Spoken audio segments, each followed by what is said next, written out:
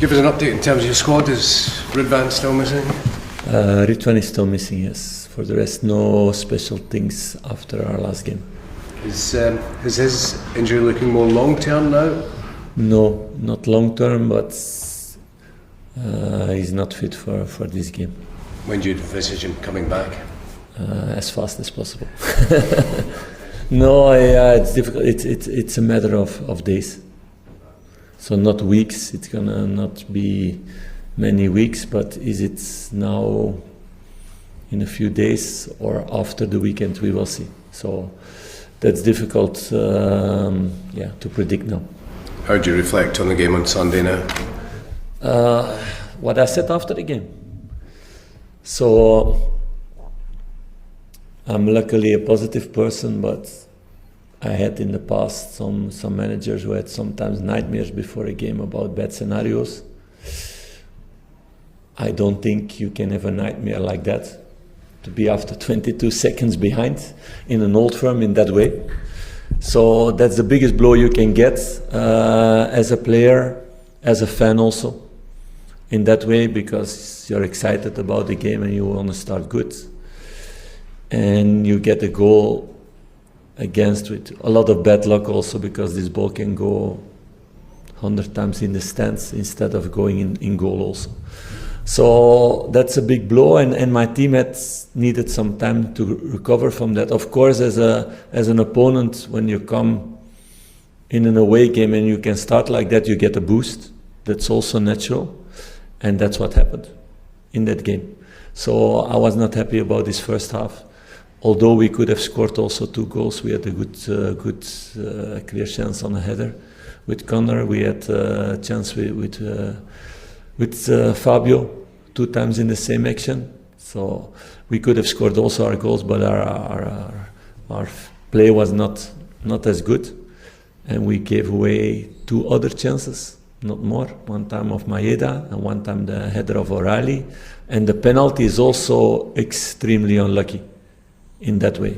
So you go in half-time with a really bad situation, and then you need to switch your mind and to restart again. And that's what I talked about in halftime also. What I was disappointed about and how we had to do it better. What my guys did and what the players did. And in the second half we played a really good game. And we were boss and we were the best team. And we were creating the chances. And then you have this scenario that you come back 2-2 and directly you get the 2-3. What's another knock? But we react again. We never give up. And that's for me the big satisfaction after this game.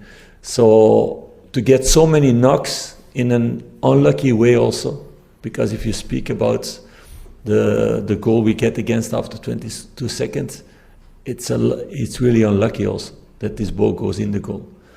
And the penalty situation is also unlucky to get the ball on your arm, because you jump and you want to put it back, but it's on your elbow. But those are the rules now. So I said also after the game. In the other way also unlucky, we score a really good goal. And the referee or the VR goes back 10 seconds or something. What's also not always the case, but okay, I said also after the game, I accept. VR make this decision, I accept. So there were a lot of unlucky situations. If then in an old firm you can come back in the last minutes and score like that, and you see your team all second half pushing that hard and creating good opportunities against a good team, where I have a lot of respect for, then after the game you need to be satisfied and happy. And even, okay, I hear the day later, and maybe it's good for you guys to check, but somebody told me it was from 1987, so that's a long time ago. I only have 2 players in my squad who were born that day, or maybe just born. The first time that a team come back after being 0-2 behind in an old firm, or 2-0 behind. So that means my players did something really good in the second half. In the first half, we should have done a lot of things better. We talked about that in halftime and yesterday. But I think getting a goal like that creates also a sort of negative effect, and you see with a lot of teams in the world. The most important thing is that we could switch afterwards.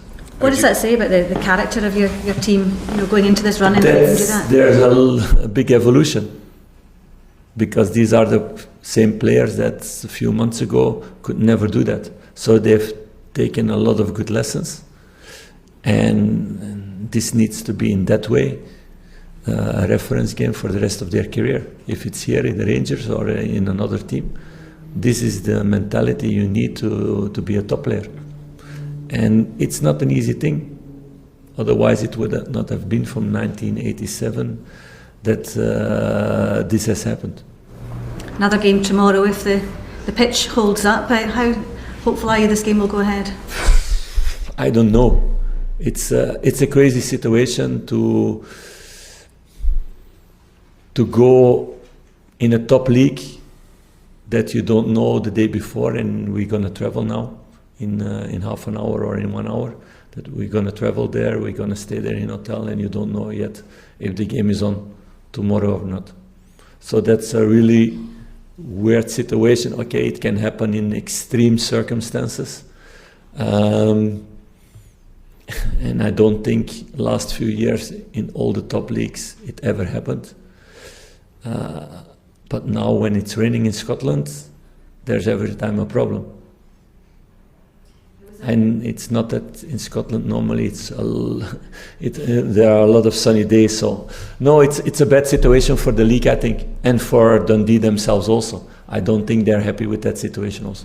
Do you have concerns for the safety of your players on that pitch tomorrow night? I don't know, because I haven't seen the pitch. I haven't been on the pitch. It was clear when the moment we were there last time that it was dangerous for players, for both teams, and it was not playable.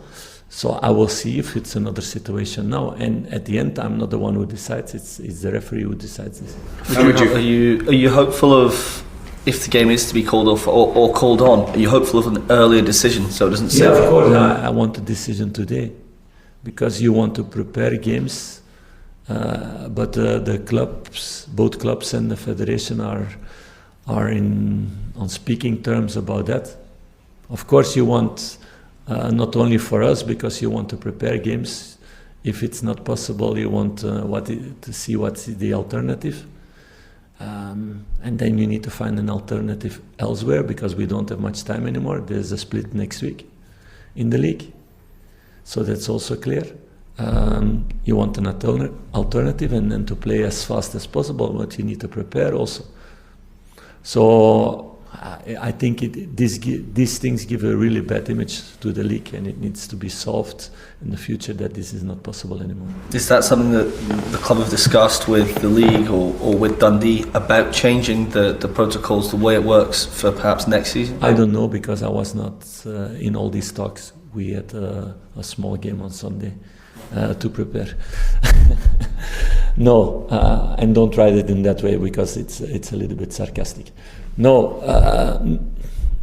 the club has been in talks with Dundee and the league to see that everybody can play a good football game, because that's what everybody wants, what you guys want also, and where the broadcasters are paying a lot of money for. In terms of Dundee themselves, their team, obviously last time you were up there was a bit of a delay, and then a great performance, a big win, but they've been perhaps the surprise package of the league. Obviously they're trying to win, they want top 6. What do you expect from them in terms of the team itself? Yeah, they're playing, they're in the battle for this top 6 place, what's a huge thing. They're going full in attack, creating a lot of chances, scoring a lot of goals. They have a manager also with a lot of fire inside of him. So it's a big test to play against them. It's a good team. Philippe, you said you'd rather a decision was made today about the game, whether it's going to go ahead tomorrow. Have you made that? Has Rangers made that clear to Dundee and the league? I don't know. It's my opinion, of course, because I want to prepare a game. So if we cannot play tomorrow, when are we going to play then? Is it then on Thursday? So if it's on Thursday, I would like to know that today, so we can train tomorrow. If the decision is made tomorrow evening, we have one afternoon, evening, all day in a hotel near to Dundee for nothing. Lost time that you cannot work with the players. So I think it's a logical thing to make a good decision today for everybody. But that's my opinion, my personal opinion, as a manager. And I think every manager has the same opinion about that. I understand that a game is cancelled like last minute or the last hours in special circumstances. Special weather circumstances, something happened. But this is just something that's repeated every time it's raining. Then you can make an assessment today, I think. Do you think there should be repercussions for a club whose ground continually fails? No, those are things for people of the boards of clubs in all the clubs in the league to discuss. That's not my role. My role is the sportive side and the sportive side of Rangers. So that's not a question for me, I think. Can I ask you about Ruth and Raskin, who couldn't get into the squad at the weekend? Have they still got a big part to play before the end of the season? Of course, like everybody. Maybe they're in the squad tomorrow. Can be. So that depends of positions, how the opponent is, how we are, the form they show in training, and I didn't have anything to say about that. It's not that they are not performing or not doing their best, but there's a lot of competition. This is Rangers, and this is what we want also, to have competition for spots, and that everybody needs to fight for their spots to be in the team or to be on the bench. Is Ryan Jack likely to be back before the end of the season? That's a difficult one. He was on a good way back last week, but then he felt again a bit. So we are looking now for other solution to get him back.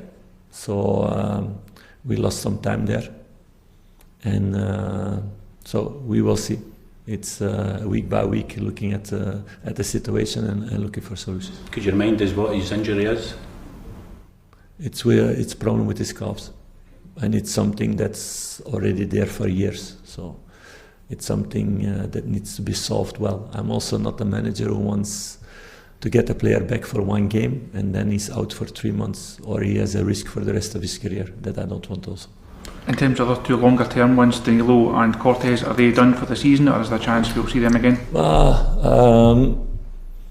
I think there's a big chance that the season is finished for them, but you never know that if they're ready the last week and it's necessary that we do that, if they are fit. So for them it's really, they're going to be ready in the really last part of the season. It depends also if you play a cup final or not. That's already 1 week more, and we'll make an evaluation that moment. But it's around that period that they will be fit again. So it's difficult to speak about 1 week or 2 weeks according to that, and then it's to see what the situation is also in the squad and how they are also after their very long-term injury. Last one. Philippe, just one more on the game tomorrow. The Dundee owner, John Nelms, was saying they would want to play the game next week if it's postponed tomorrow. How would you feel about that? There are talks with the two clubs and the federation about that. So when is the right time to play? But if you want to play in Dundee next week, what's going to happen when it rains next week? Strange for me. So because every time it rains, there's a problem. So those are things for the federation to find a solution, and a good solution for football also, and for fans. So would you be comfortable going to a neutral stadium to get the fixture played? Yeah, I think in these circumstances it can be a logical choice.